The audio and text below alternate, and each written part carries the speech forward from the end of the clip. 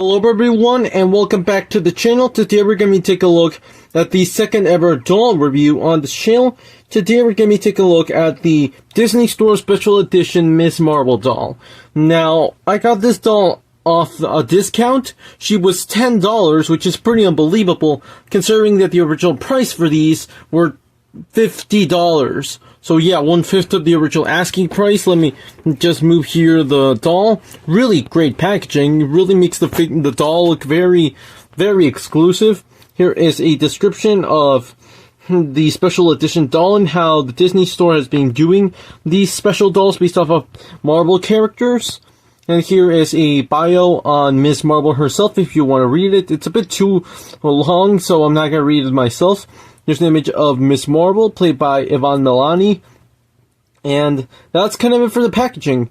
It's very beaten up. You can kind of notice it on the side there, how it's already prying open. And the box is not in the best shape. And it's quite large, so I'm sorry if I can't show the box in such a great condition. But that's kind of it for this section. Let's take the doll out of the packaging and take a look at Kamala Khan, aka Ms. Marvel. Finally, I was able to pull Ms. Marvel here out of the packaging. Believe me when I say this. This was the hardest figure or anything in general that I ever pulled out of the packaging. It was the hardest ever to get out of the box. And she was with a ton of straps, a ton of rubber bands. This thing was literally tied to her back under her clothing.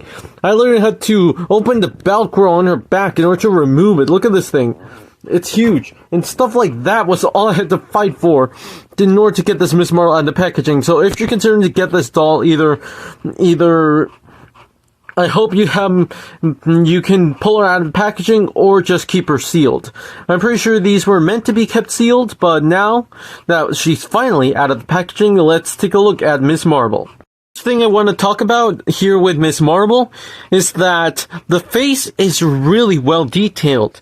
Like, she really does look like Yvonne Milani, the young actress who's playing Ms. Marvel. I think it's kind of ironic that this Disney Store doll is more accurate than the Marvel Legends, which the main reason why I haven't gotten that Marvel Legends is because I just think that the face does not look that accurate. Also, the shape of her body is not entirely accurate, but here I think it's a lot more accurate. Of course, in this case, her clothes are made out of real cloth. You can see that she comes here with a blast effect for her powers. There is her bangle. Of course, really confusing story. I actually did not finish off the Ms. Marvel series, so I'm sorry. I can't really talk spoilers here, but here are her red pants and her red sneakers, which actually are not removable. They're fixed into place like a real Marvel Legends. So you cannot take her shoes off. So I guess that's a bit of a shame for those who wanted to play dress up with her. Here is a look at her back. You can see here her hair very nicely detailed. Again, you can definitely notice the struggle of removing her out of packaging. There you can see the Velcro. These sort of strings are hanging off her back. There you can see all the backside overall. She's really well detailed. And she definitely looks like a Ms. Marvel. And she looks fantastic. But now, let's take a look at her articulation. Now, moving into Ms. Marvel's articulation. The box mentions she's an action doll, and yeah, you can really notice it. She has a ball joint here, the head, which is the most reposable head I've seen on a doll so far. That's fantastic. She has a slight movement here at the torso, which is fantastic.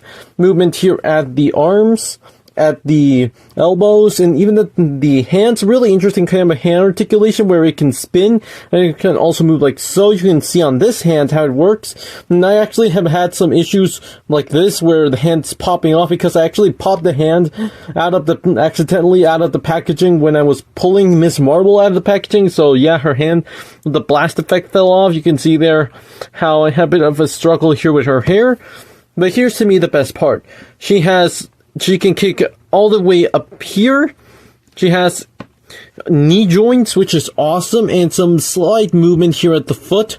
But my personal favorite is the knee joints, because look at how far those go. That is amazing. Like, seriously, look at this pose I could do. This is something I wish their Disney princess dolls also had. Because sure, those are meant a lot more for for a display if you're collecting. But for example, here look at this pose that was able to pull off. And this clothing does not get in the way. It's just super fantastic. She's really dynamic. That's really why I wanted this doll. Because she is super poseable. And overall, she's just awesome.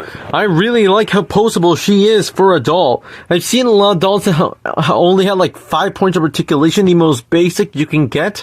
But here, she feels very poseable. She feels very like a deluxe product.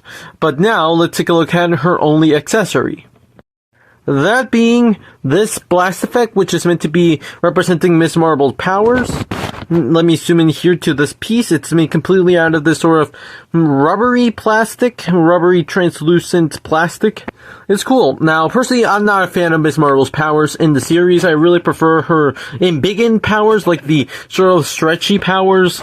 So that's kind of the only thing I don't like about this Miss Marble. And I also think that it's a very convoluted explanation, how they give you like a ton of ideas on what Miss Marble's powers are, and at the end, she's just a mutant. So she's basically gonna be an X-Men someday, but yeah, that's kind of it for the accessories. So I'm not gonna try to place it on her hand because, believe me, it was very complicated to remove it out of her hand. Again, her hand popped off, so yeah, I'm gonna be very careful, and I'm not gonna display this doll with that accessory. I'm gonna store it who knows where. But now let's do some size comparisons. Okay. First size comparison, here is the Disney Store Deluxe Miss Marble, next to the only other Disney Store doll in my collection, that being the Disney Store 2021 Moana doll. And I'm guessing this is good enough scaling between the two, and it's insane to think that these are both very different price points. Miss Marvel was originally $50.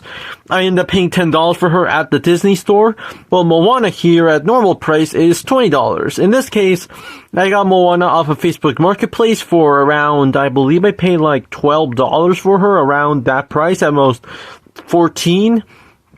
I remember the exact price, but it's also really interesting to think just how different they look with here, how Miss Marvel is meant to be based off a real person, Yvonne Milani, well, as for Moana here is of course based off of the anime character. And it's really interesting just to compare the scale and how Miss Marvel is the smallest, but at the same time was the most expensive. But apart from that, they look great next to each other, and here's the thing. Apart from this Disney Store Moana, do not expect any future doll reviews, okay? I'm not a doll collector. The only other doll I have, the only other thing I can review, I'm gonna showcase her. I already have showcased her, that being the 2016 Moana, which we'll take a look at in a moment. But this is the only other doll review you can expect, this Disney Store Moana, because I collect figures, not dolls, okay? I just got these Moana dolls because I'm a Moana fan and I wanted to get some accurate, poseable Moana here with Miss Marvel, because I'm also a fan of Miss Marvel. She's my favorite recent Marvel character to be introduced. So that's just because of the characters, but I'm not planning on becoming a doll collector or anything like that. Only expect the Disney Store Moana, never expect anything else. But now let's do some other size comparisons.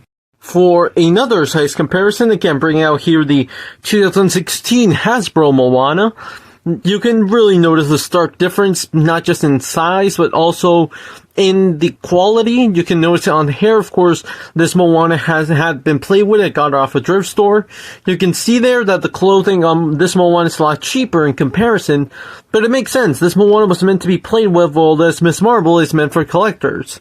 And you can really notice a lot of the differences. But again, what I really like about this Moana is the knee joints. So to see these knee joints enhanced on Miss Marvel is just awesome. I really, really love those knee joints, okay? They can give so much potential for posing. And so I'm so happy that she even comes with these. But apart from that, yeah, really different dolls. But again, never expect any other videos apart from these. But now let's do some figure comparisons, which there you'll start noticing that the scale will be way off from here on out. First non-doll size comparison, here we have Miss Marvel next to the Jakks Pacific 4-inch Sonic, Tails, and Knuckles. And yeah, you'll start noticing the size difference here. Of course, this is a doll, these are figures, these were never meant to be on scale with each other, but one reason why I wanted a Miss Marvel doll was because, at least the original one, the one who had the stretchy powers, also had embiggening powers, like she could grow and turn into a giant. So that's also why I wanted a doll, sort of had like an embiggened Ms. Marvel in my collection. I also want to get the Marvel Legends someday. But, of course, scale does not work here, but it was just an interesting comparison. I'd say that Ms. Marvel here is roughly around, I'd say, 8.5, 9 inches tall, around that height. Let's take a look at some other comparisons. Here's Ms. Marvel next to some random comparisons, these being the Moose Toy, Space Jam New Legacy Bugs Bunny, Lola Bunny, this Perry the Platypus figure by Jack Pacific, and speaking of Jack Pacific, the 2.5-inch Classic Sonic. And yeah, you'll start noticing as well here that none of these are in scale with each other, but in a way I do think it's kind of funny just seeing how Ms. Marvel will tower over everyone else here, but in some other comparisons. And bringing out here all of my Marvel Legends. Yes, very impressive collection, of course. I've been collecting Marvel Legends I'd say just a few months, okay? Like half a year, so yeah, not very impressive of a collection so far, but here we have Star-Lord, Drax, Jessica Drew, Spider-Woman, Okoye, and She-Hulk. Of course, never meant to be on scale with each other, and here's a fun fact. Around the size of this Ms. Marvel doll would be the size of the Ant-Man and the Wasp Quantumania Cassie Lang Build-A-Figure. So if you're curious on how that figure completed with scale with these, there you go. And that's also something else that I'm kind of thinking about, and it's that the Disney Store could have done the Cassie Lang doll for Quantumania instead of the Build-A-Figure, but at the same time, pretty sure Hasbro probably and the Disney Store probably thought that if they did make like a Cassie Lang doll, people will not be interested in the Build-A-Figure because, well, they want a giant Cassie Lang, they can go and get the doll, which is purposely not on scale with the figures. But overall, it's just insane seeing how Ms. Marvel here, who should be the shortest character, here is the tallest. Of course, the Marvel Legends one is more on scale, but that's kind of it for the Marvel Legends comparisons. And now let's move into some final two comparisons. And for a really wacky size comparison, here we have Ms. Marvel next to the Transformers Rise of the Beasts, Optimus Prime, Studio Series Bumblebee, and Core Class RC. Again, Ms. Marvel is massive, and that's why I will never have these in display next to each other, because I know it's going to look so wrong. But let's do one final comparison.